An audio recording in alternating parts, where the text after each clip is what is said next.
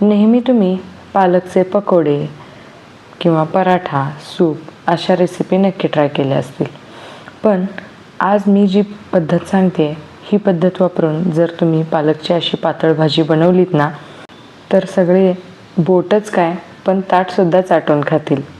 तर नमस्कार मैत्रिणींनो, मी पूजा तुम्हा सर्वांचं स्वागत करते पूजा स्पेशल रेसिपीजमध्ये, जिथे तुम्हाला मिळतात झटपट, सोप्या आणि टेस्टी रेसिपीज. तर एका कढईमध्ये मी तेल घेतलेलं आहे. तेल गरम झालं की त्यामध्ये थोडीशी मोहरी, जिरे घातलेत आणि हे छान तडतडू द्यायचं आहे.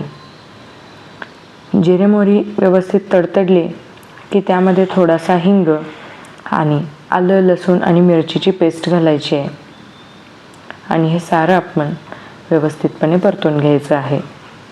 आता मी एक पालकची जुडी अशा प्रकारे स्वच्छ धुवून निवडून ती चॉपरमध्ये बारीक करून घेतली आहे आणि ते आता आपण फ्राय करून घेऊयात. हा पालक फ्राय होण्यासाठी साधारण 4 ते 5 मिनटं लागतात. कारण पालक म्हणजे काय तर पाण्याचा भांडारच.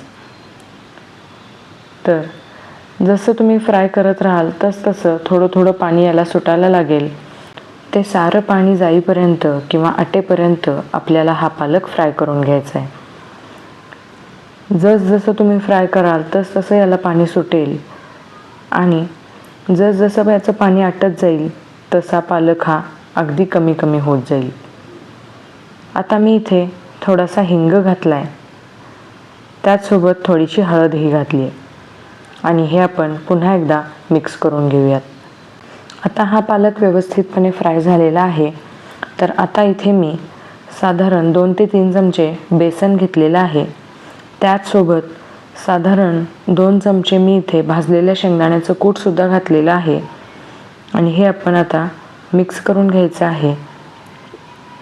व्यवस्थितपणे पालक सगळ्या बाजूनी मिक्स झाला पाहिजे याची काळजी घेऊया. आणि आता थोडंसं मी यामध्ये पाणी घातलेलं आहे. पाणी अगदी थोडं थोडं घालायचं आहे, जेणेकरून यामध्ये जो आपण बेसन घातला आहे त्याच्या गाठी होणार नाहीत. थोडं थोडं असं करत साधारण 1 ते 1.5 कप मी इथे पाणी घातले आणि हे आपण व्यवस्थित मिक्स करून घेऊया. आता यामध्ये आपण चवीनुसार मीठ घालायचं आहे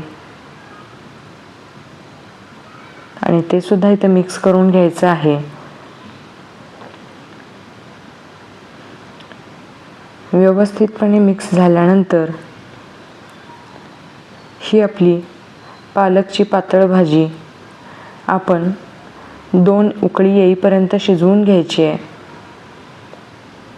आणि आता मी गॅस बंद करते आणि याला एका बाउलमध्ये ट्रान्सफर करते. तोपर्यंत आपण यातला एक तडका द्यायचा आहे. तर तडक्यासाठी मी तडका पॅनमध्ये 1 ते 1.5 चमचा तेल घेतले. त्यामध्ये थोडंसं जिरं आणि हिंग घातलं आहे. सोबतच 2 लाल सुक्या मिरच्या घातलेल्या आहेत आणि हे सारं आपण व्यवस्थितपणे फ्राय होऊ द्यायचं आहे. फ्राय झाल्यानंतर गॅस बंद करून घ्यायचा आणि हा तडका आपण या पालकच्या पातळ भाजीवर ओतून द्यायचा आहे. तर ही आपली मस्त आगळीवेगळी अशी पालकची पातळ भाजी तुम्हाला कशी वाटली हे तुम्ही मला नक्की कमेंट करून कळवा. ही भाजी इतकी जबरदस्त टेस्टी लागते की तुम्ही नक्कीच बोटं काय तर ताटसुद्धा चाटून खाल याची मला खात्री आहे. तर मैत्रिणींनो, पुन्हा भेटू पुढच्या व्हिडिओमध्ये. तोपर्यंत बाय. व्हिडिओ पूर्ण पाहिल्याबद्दल धन्यवाद.